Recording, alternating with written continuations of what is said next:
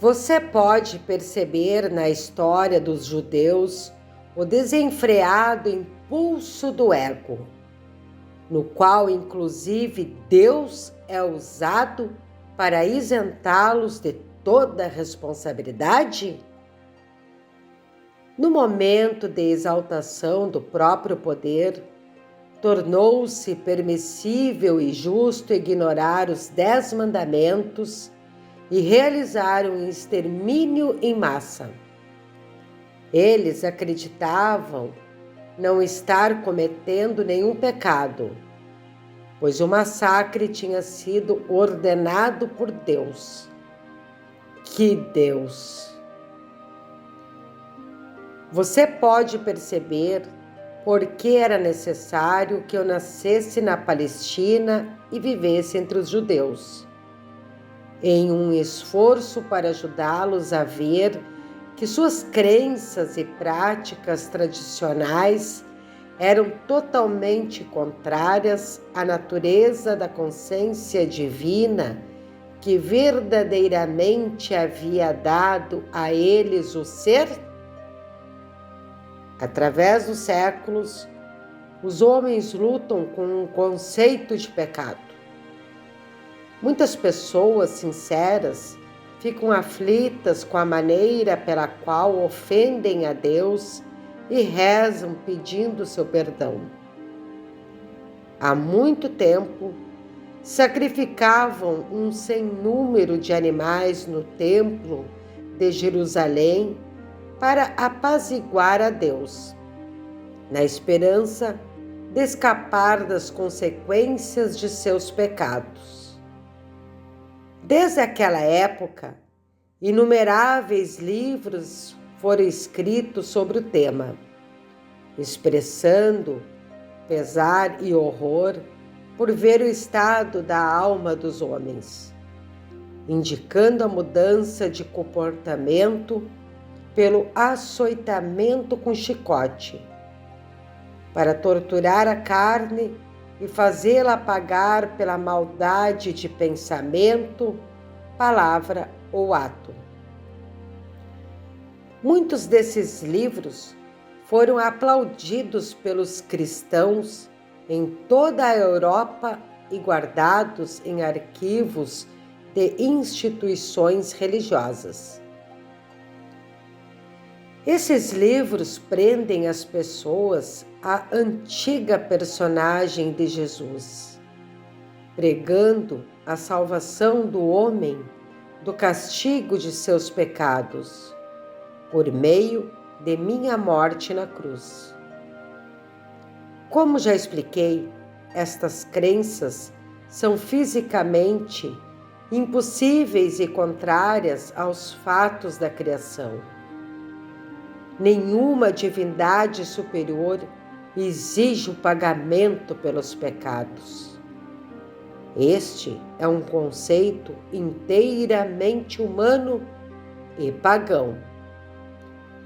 Qualquer tipo de derramamento de sangue com o propósito de realizar ritos religiosos é paganismo. O que a Igreja Cristã tem apresentado aos seus seguidores é uma versão glorificada do paganismo. Quando as pessoas tornam outras infelizes, de um modo ou de outro, estão criando seu próprio futuro em retorno, não como retribuição, mas como uma atividade consciente de criação. Portanto, é uma questão de urgência combater fortemente estas crenças no pecado e na salvação por minha morte na cruz, e a substituição pela compreensão espiritual que está sendo fornecida a você nestas cartas.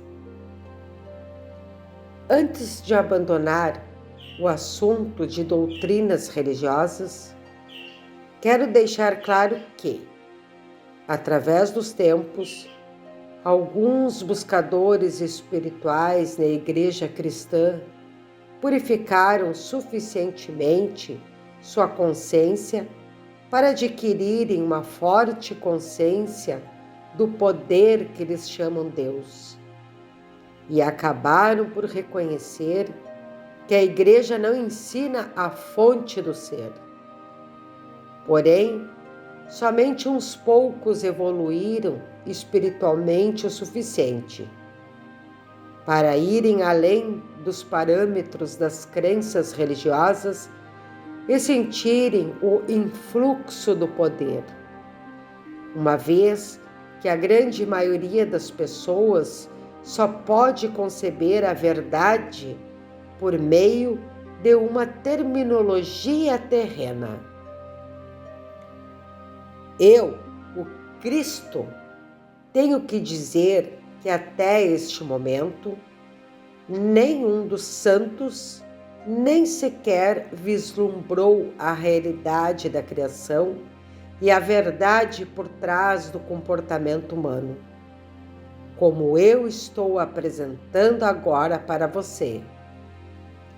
Sem dúvida, chegou o momento em que deve ser dita a verdade sobre o pecado e o comportamento humano, e o que as pessoas estão presentemente fazendo ao mundo e a si mesmas, com a condição de que você tenha abandonado completamente os mitos seculares da doutrina religiosa e esteja agora ansioso, receptivo e de boa vontade, abrindo completamente seu coração às realidades da existência.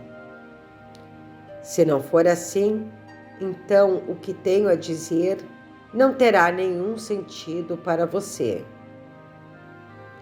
Acredite-me, você não pode misturar as suas velhas crenças religiosas com a verdade da existência.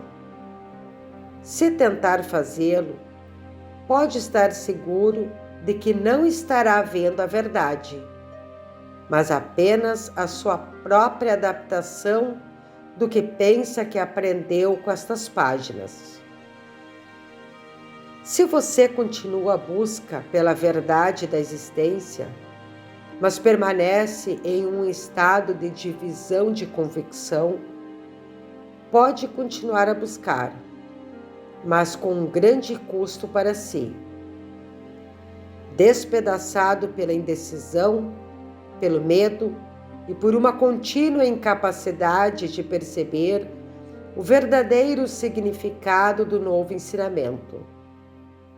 Suas percepções e evolução serão parcialmente obscurecidas por mensagens originárias do antigo condicionamento de sua mente consciente e subconsciente. Talvez você não perceba a enormidade de tal problema neste momento. Porém, é um problema enorme porque as suas profundas crenças atuais são a sua verdade atual, sobre a qual você constrói a sua vida. Elas são a sua realidade. Suas convicções e crenças fortemente enraizadas podem ser completamente ilusórias. Porém, se você crê inteiramente nelas em seu subconsciente, elas se tornam absolutamente reais para você. Mesmo que estas novas ideias que contradizem as suas crenças possam chamar a sua atenção, a sua consciência estará dividida e trará a você tremendo mal-estar e angústia. Lembre-se, a sua consciência é o tecido com o qual você elabora a sua vida.